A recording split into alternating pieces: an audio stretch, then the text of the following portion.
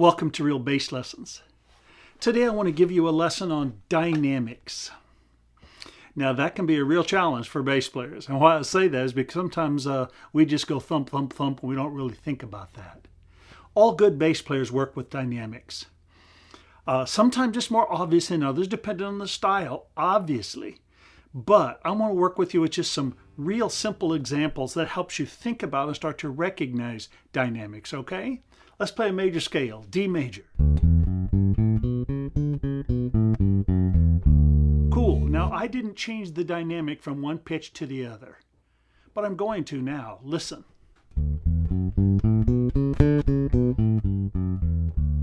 Sure, I played a little crescendo, didn't I? And that's a hairpin. It started out quiet, got louder, and then got quieter again. Crescendo, decrescendo. You can see how it looks like a little hairpin. Let's do it the opposite. Loud to quiet to loud.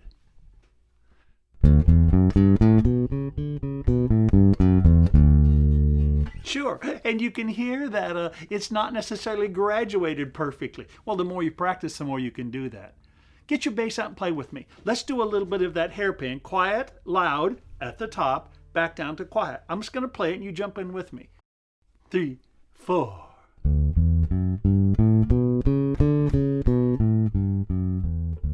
Again, now that I illustrated it properly, and we'll repeat it a few times. 3, 4.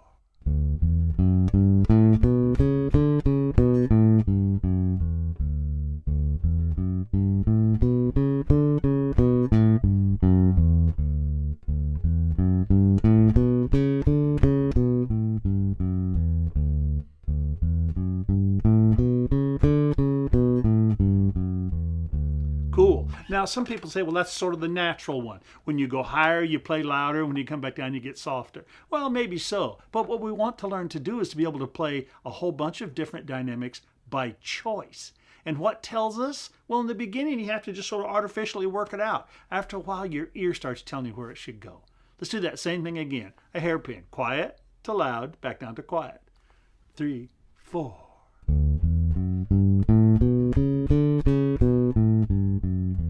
That was a nice one.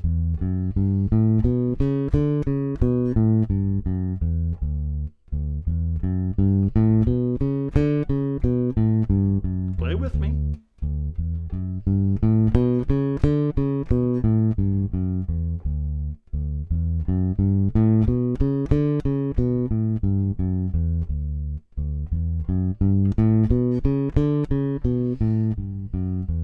Sure, I sort of start to feel it like a breath, a big...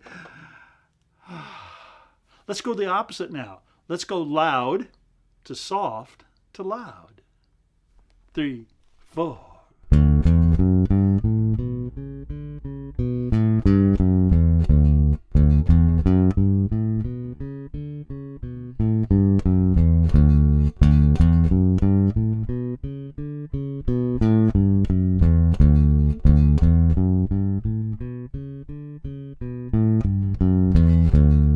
Cool. You can do a lot of that kind of practice and it'll get you comfortable with it. I often tell students when it comes to articulation and dynamics, that kind of stuff, you have to expand them and work the whole range of it so you start to feel comfortable within there. Most people with dynamics, most bassists, they play about a mezzo forte to a forte. They never really play loud, well, in certain styles of music, but in general they don't normally play loud and they never play quiet. They just sort of get that middle register. Let's do that same thing again. Loud to quiet to loud. 3, 4.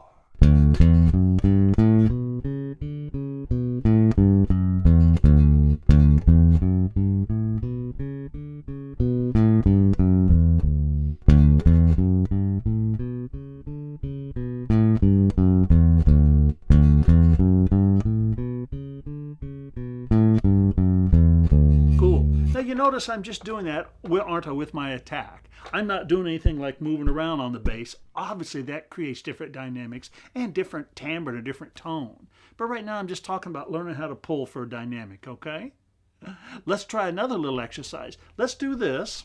Play that D major scale again, but we put the fifth in between.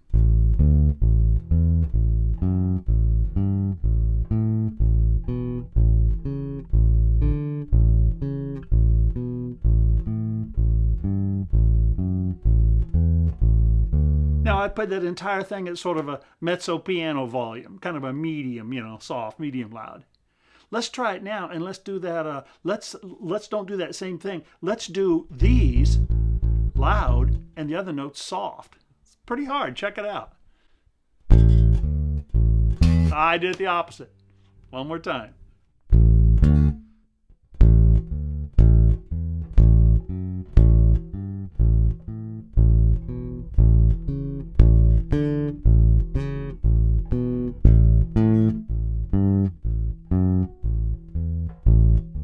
I got messed up a couple of times. Let's do it again. This note's loud and all the others are soft.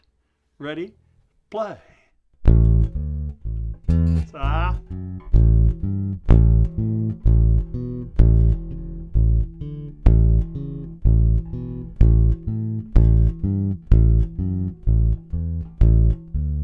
Let's do it the other way around. This one's soft and the scale is loud.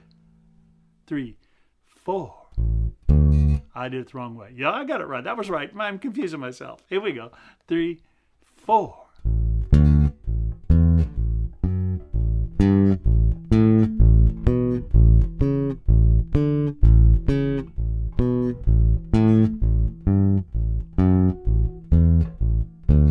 Now, obviously, we could combine them, couldn't we? And change our dynamic with the scale, but keep this note the same. There's lots of different little games you can play with yourself, and you don't need to do a ton of them. You just need to pick a few of them. Let's try that. Let's increase the scale. Let's make the scale go hairpin, up and down, but let's keep this note at the same volume, kind of medium soft. Ready?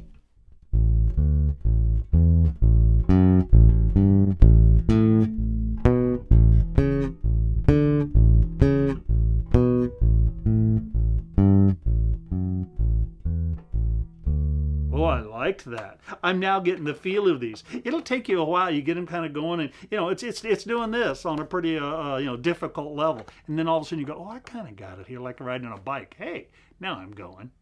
Cool. Let's do that same thing again. Increase the scale, hairpin, up and down, but keep the lower fifth at kind of that medium soft volume. 2, 3, 4.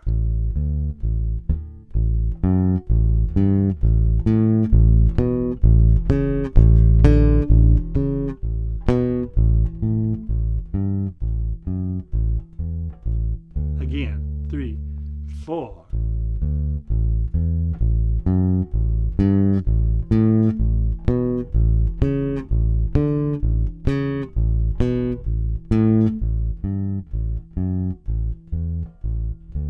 You bet. This is a big sort of part of expression on the double bass with the bow. Sure, you betcha. The strength in this hand and how hard we hit it and don't hit it and how we play the bow. It's the separation is what it is. So that's what we're doing here. We're separating our hands a little bit. Let's do another one here. Let's do that same scale, but let's make our crescendo last the entire thing. So all the way up and down in the scale, but we go up with dynamics. 3, 4.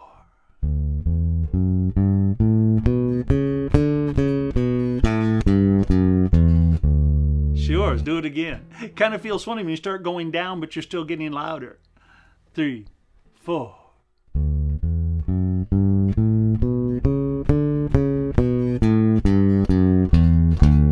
Sure, so whatever your dynamic, whatever it feels like when you play louder or softer, now you have to stretch it out over the whole up and down, don't you? As opposed to a moment ago, we went up and then we went down. Let's do that same thing. A crescendo for the entire up and down part of the scale. 3 and 4.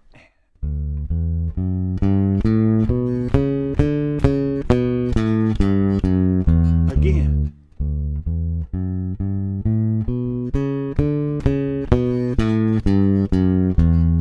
Yeah, there's a tendency to peak too soon and we go up and go, oh shoot, I got a whole other half to go. You got to save yourself. Let's try it the other way now. Let's do a big decrescendo through up and down in the scale. So we start loud. 3 and 4 and.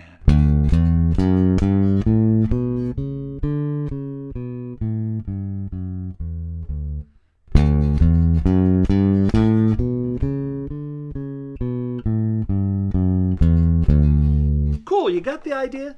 these are some real simple exercises, but they'll make you think at first, and then they'll make you hear, and it'll increase your awareness. Of course, it'll help you play with more dynamics, but it'll increase your awareness of what's possible, and you'll start to hear it in other players playing. Sure. Again, there's other things you can do with this hand, but for right now, we're just sort of thinking of that, keeping it one position, going up and down. Obviously, some of you know how it's louder and more tense and less tense and softer and sort of fluffy in diameter by moving around. We'll get to that later. Let's just work on these simple exercises here, okay?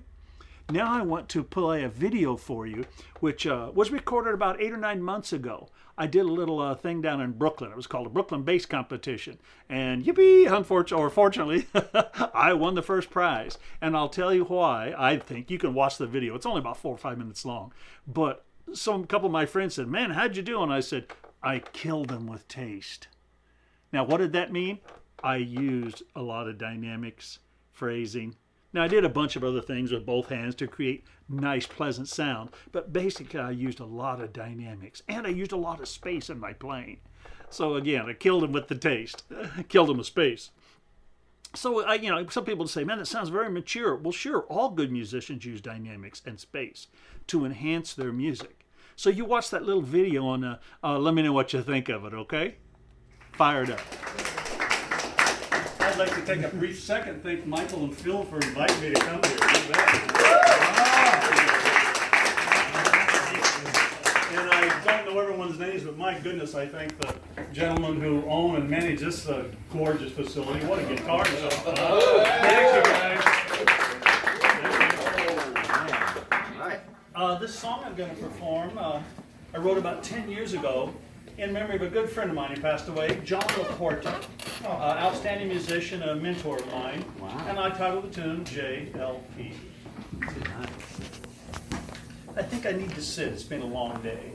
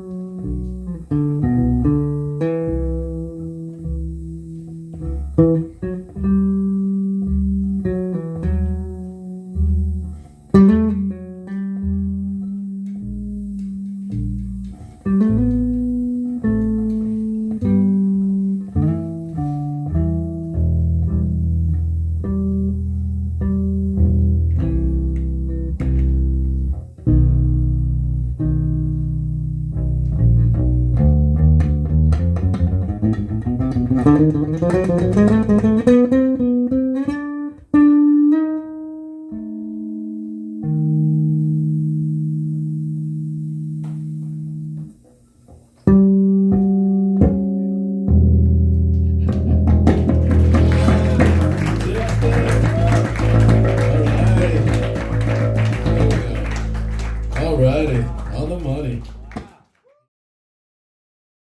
Okay, did you see all those dynamics I used? Sure. It started with many years ago me wanting to learn dynamics and working on these exact exercises I just showed you. The scale, and then the scale with the fifth, and of course I started doing other things, but that's a beginning. So you get into that and practice that a whole bunch. I promise it'll make your playing sound more mature. It'll raise your level of a musicianship. Right on.